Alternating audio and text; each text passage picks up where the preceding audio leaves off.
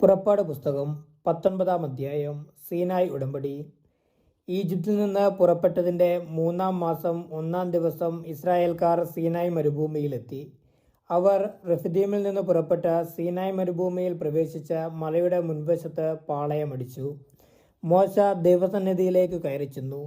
കർത്താവ് മലയിൽ നിന്ന് അവനെ വിളിച്ച് ഇങ്ങനെ പറഞ്ഞു: യാക്കോബിൻ്റെ ഭവനത്തോട് നീ പറയുക, ഇസ്രായേലിനെ അറിയിക്കുക, ഈജിപ്തുകാരോട് ഞാൻ ചെയ്തതെന്തെന്നും കഴുകന്മാരുടെ ചിറകുകളിൽ സംവഹിച്ച് ഞാൻ നിങ്ങളെ എങ്ങനെ എൻ്റെ അടുക്കലേക്ക് കൊണ്ടുവന്നുവെന്നും നിങ്ങൾ കണ്ടുകഴിഞ്ഞു. അതുകൊണ്ട് നിങ്ങൾ എൻ്റെ വാക്കു കേൾക്കുകയും എൻ്റെ ഉടമ്പടി പാലിക്കുകയും ചെയ്താൽ നിങ്ങൾ എല്ലാ ജനങ്ങളിലും വെച്ച് എനിക്ക് ഏറ്റവും പ്രിയപ്പെട്ട എൻ്റെ സ്വന്തം ജനമായിരിക്കും. കാരണം ഭൂമി മുഴുവൻ എൻ്റേതാണ്. നിങ്ങൾ എനിക്ക് പുരോഹിത രാജ്യവും വിശുദ്ധ ജനവുമായിരിക്കും. ഇവയാണ് ഇസ്രായേൽക്കാരോട് നീ പറയേണ്ട വാക്കുകൾ. മോശ ചെന്ന് ജനത്തിലെ ശ്രേഷ്ഠന്മാരെ വിളിച്ച് കർത്താവ് കൽപ്പിച്ച കാര്യങ്ങളെല്ലാം അവരെ അറിയിച്ചു. ജനം ഏകസ്വരത്തിൽ പറഞ്ഞു: കർത്താവ് കൽപ്പിച്ചതെല്ലാം ഞങ്ങൾ ചെയ്തുകൊള്ളാം. ജനത്തിൻ്റെ മറുപടി മോശ കർത്താവിനെ അറിയിച്ചു. കർത്താവ് മോശയോട് പറഞ്ഞു: ഞാൻ നിന്നോട് സംസാരിക്കുമ്പോൾ ജനം കേൾക്കുന്നതിനും അവർ നിന്നെ എപ്പോഴും വിശ്വസിക്കുന്നതിനും വേണ്ടി ഇതാ ഞാൻ ഒരു കനത്ത മേഘത്തിൽ നിന്റെ അടുക്കലേക്ക് വരുന്നു. മോശ ജനത്തിൻ്റെ വാക്കുകൾ കർത്താവിനെ അറിയിച്ചു. അപ്പോൾ കർത്താവ് മോശയോട് പറഞ്ഞു: നീ ജനത്തിൻ്റെ അടുത്തേക്ക് പോയി ഇന്നും നാളെയും അവരെ ശുദ്ധീകരിക്കുക. അവർ തങ്ങളുടെ വസ്ത്രങ്ങൾ അലക്കട്ടെ.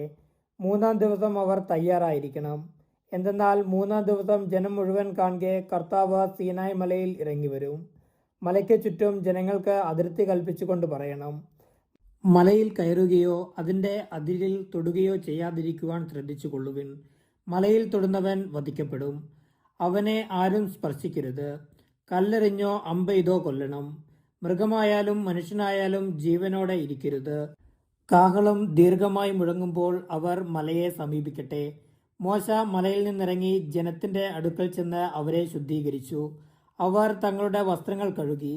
അവൻ ജനത്തോട് പറഞ്ഞു: 3-ാം ദിവസത്തേക്ക് നിങ്ങൾ ഒരുങ്ങിയിരിക്കുവിൻ.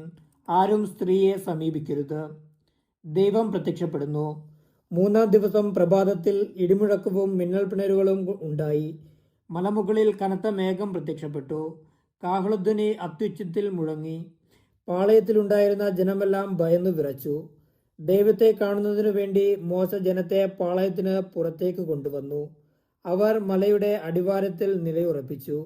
കർത്താവ് അഗ്നിയിൽ ഇറങ്ങി വന്നതിനാൽ സീനായ് മല മുഴുവൻ ധൂപാവൃതമായി.